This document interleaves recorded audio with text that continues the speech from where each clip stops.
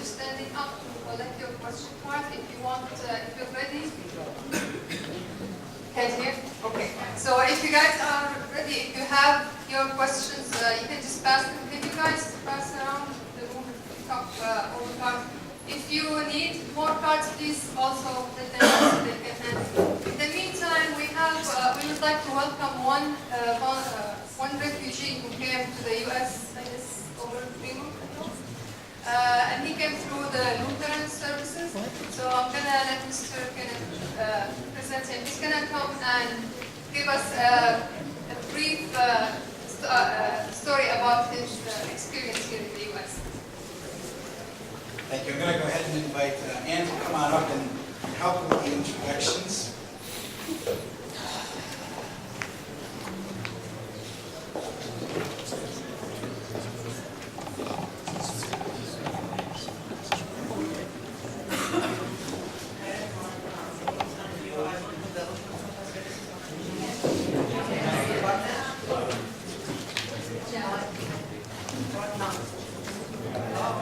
Yeah, try to speak up. They're trying to get another one. Okay, my name is Andrea. I work with the Informational Services of Michigan, Social Department, and I would like to introduce one of our Syrian refugees, named Nidal Haït, who arrived in June with his wife and his 2 kids. And he would like to tell us about his experience from leaving Syria till coming to the United States. Hi, how are you? Assalamu alaikum. My name is Nidal Al-Haik from Syria. راح احكي بالعربي هلا لانه مو كثير بالانجلش. انا Speak up, please. راح اعرفكم عن نفسي. انا بالبدايه انا انسان قبل ما اكون سوري. شاركتني الحرب والدمار والعذاب اللي بلدي حتى وصلت لهالبلد. At the beginning, I would like to say that I am a human, or I am a Syrian, and because of the conflict and the war, that's why I left my country. ما راح احكي لكم عن المأساة اللي تعرضت لها ببلدي لأنه أكيد كلكم عم تتابعوا وسائل الإعلام وتشوفوا شو عم يصير هنيك. I'm not going to talk about my tragedy because you are all following the news and you know what's going on over there. أنا كنت طالب بالجامعة بدرس هندسة زراعية لما اضطريت أهاجر أو ألجأ للأردن المجاور للبلد. I was a student at the college. I was studying agricultural engineering before I leave my country and go to Jordan, the neighboring country. بدأت مأساتي إني تركت دراستي بآخر مراحلي وصار اسمي من طالب يحلم والمستقبل قدامه للاجئ. I had to leave my college and before I graduate, so now instead of being a student dreaming to have big dreams, now I'm a refugee. مأساتي بالأردن كانت أكبر مما تحكى، كانت قصة ثانية للمأساة، إنك تكون لاجئ ومحروم من كل شيء، من أدنى حقوقك كإنسان، هي بحد ذاتها مأساة. My other tragedy started also in Jordan when I was there because we have so many, we needed so many things that we couldn't afford when I was in Jordan. حالفني الحظ من بين يمكن أعداد قليلة من السوريين الملايين اللي هن مهجرين ومعذبين إني انقبلت بالهجرة لأمريكا. But I was lucky, I was among the few number of the millions of refugees, the Syrian refugees, to be accepted to come to the United States as a refugee. أنا بشكر الشعب الأردني لاستضافته لنا وقت كنا هناك وقت قلت إنه يعني تعذبنا بالأردن مو لأنه يعني لأي شيء ثاني بس لأنه الأعداد كانت كبيرة والأردن كبلد صغير إمكانياته ما بتسمح له يقدم الشيء اللي بتقدمه الدول اللجوء. I would like to thank the Jordanian country. When I said that we had tragedy there, I didn't mean that they did something bad to us, but they have little resources in comparison with the big numbers of the refugees. So that's why this is what we were missing. بعتبره انا اليوم اللي جيت بيه لامريكا هو كان يوم ميلادي من جديد، لانه بصراحه يعني كنت يعني احلامي ماتت. انا ما عاد عندي اي حلم، ما عاد عندي اي امل اني اسفل. يعني بعتبر حالي محظوظ اني بوصولي لهالبلد، وبعتبره فعلا يوم ميلادي من جديد، اليوم اللي وصلت فيه لهالبلد. I consider myself unlucky, and the day that I arrived to the United States, it was my new birthday because I have to start my new life, and I am so happy and I'm so lucky to be in the United States.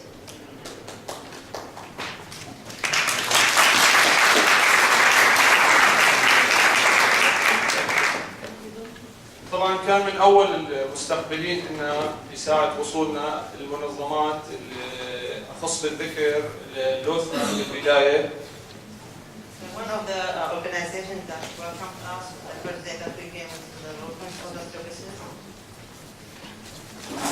بالاضافه للجاليه السوريه الممثله بمنظمه سارن اخت عائشه.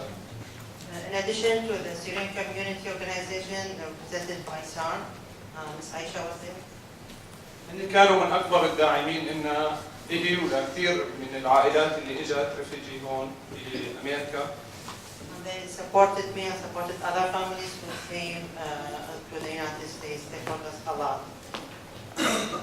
حتى مكنوني اني يعني احط اول خطوه من خطوات النجاح بهالبلد، اللي هي بلشت بالشغل، بلشت ارجع لدراستي بتعلمي اللغه الانجليزيه بالبدايه حتى ارجع كفي دراستي.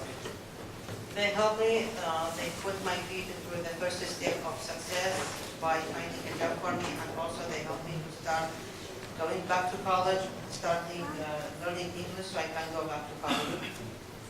ما راح انسى انه يعني حتى مرت علي فتره، يعني البريد لا تستغربوا يمكن تضحكوا شوي، يعني البريد اليومي يعني واحد انسان ثقافه جديده، بلد جديده، لغه جديده، يعني بريدي كنت بدي مين يقرا لي اياه بشكل يومي، فهن كانوا حتى هي يعني هالخدمه هي حتى كانوا يخدموني فيها. I would like to mention that even my daily mail, that everybody is not having any problem with that, but for me, these organizations help me to read my daily mail, and they help me to go through the mail, which is something that's so important for me. ما راح اطول بالشكر، لانه شو ما حكيت ما راح اعطيهم حقهم بكلمات. Whatever I say to thank those people who helped me, I will not say enough because they helped me a lot through my. أنا هلا الحمد لله عم بشتغل وراح كفي دراستي وراح أكبر بهالبلد، وعندي أحلام كثيرة استيقظت بوصولي لهالبلد. I would like also to say that I have a job now, and I'm planning and I'm dreaming to go back to my study, and I have so many dreams. I would like to achieve these dreams to where like they are revived again, and I will try to live my dreams here in the United States. وشكرا لكم ولكل الشعب الامريكي اللي حسسنا فعلا انه بعد في ناس طيبين بالدنيا، وبعد في يعني ناس عندهم انسانيه، لانه بصراحه فقدنا الامل من كل العالم بمأساتنا احنا الشعب السوري. I would like to thank you and thank all the American people who help us to realize that there are so many nice people who would help us, because we forget that there are so many nice people out there because of our tragedy in Syria. Thank you again.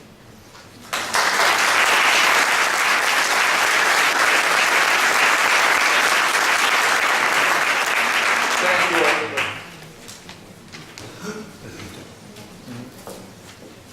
Thank you, Linda. Welcome to Michigan, United States. Okay, we have a few questions. If you guys have a question card that you'd like to pass it on, please put your hand up. We can start with the first question. This is a general question, not to a specific organization. From Mr. Fawaz. Which organization is supporting recent Syrian refugees in the Ann Arbor and its surrounding area?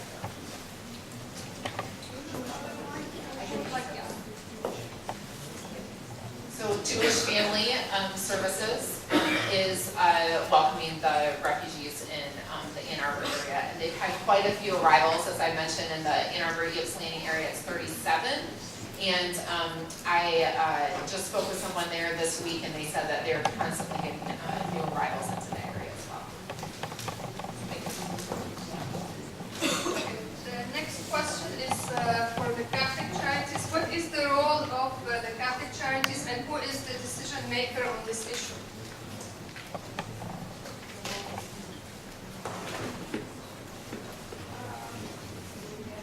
What is the role of, there's an affiliation between Graphic Catholics, so I guess the Catholic charities, and who is the decision maker on this issue? So Catholic Charities is a charitable arm of the Archdiocese of Detroit. So we serve in 6 different counties of the Archdiocese of Detroit. The president of the board is the Archbishop of Ignorant, and we have an executive, a CEO and a board of directors that represent the 6 counties. And the 6 counties are Oakland, Macomb, Wayne, St. Clair, Monroe, and Lapeer. And I'm not sure if that answers the question, but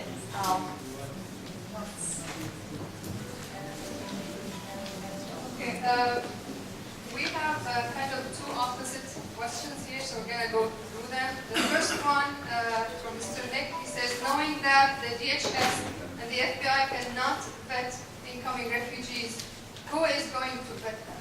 Who would like to take on this question?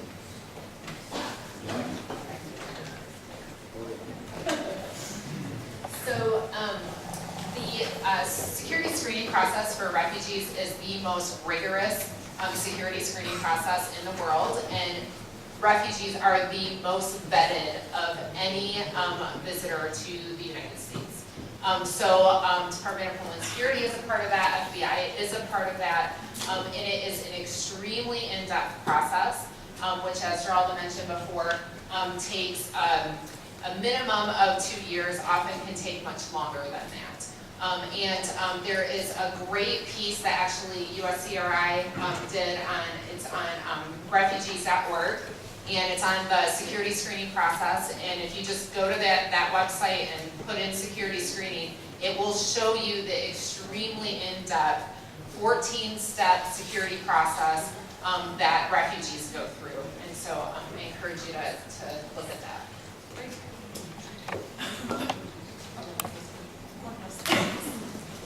I also want to say that one of the reasons why Michigan experienced a drop in numbers of refugees is the fact that we're a large state for resettling Iraqi and Syrian refugees.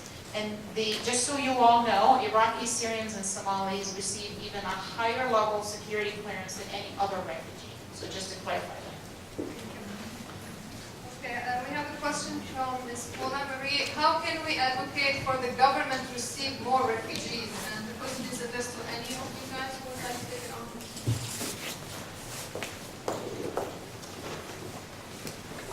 I think that actions speak louder than words,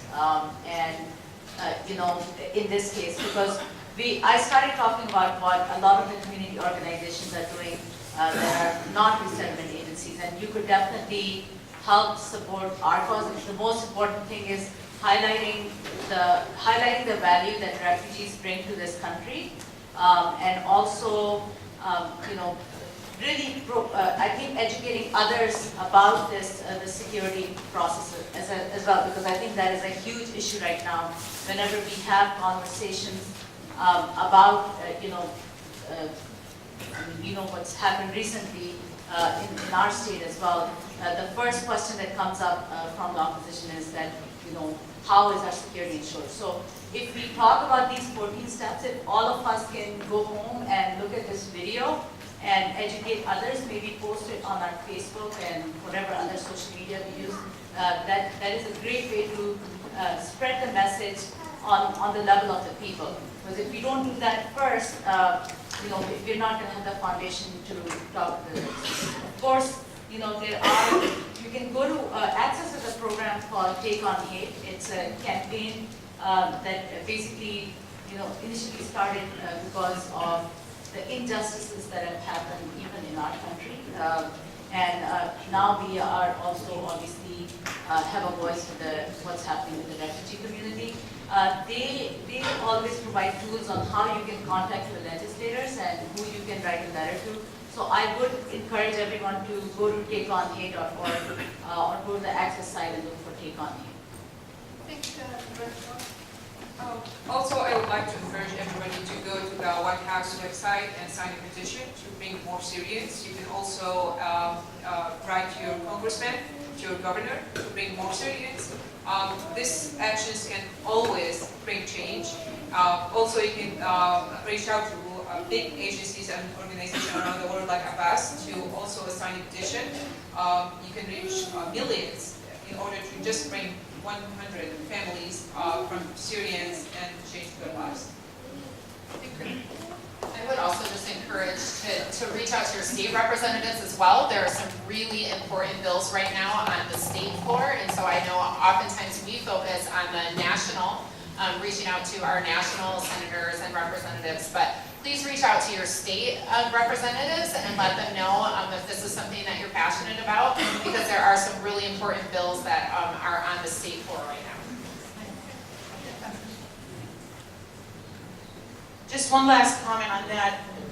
All of our national organizations have advocacy constantly in contact with our elected officials and the Congress. But I also look at each and every one of us as an advocate. It starts with you sharing the information you learned today with your friends and family members and relatives and neighbors.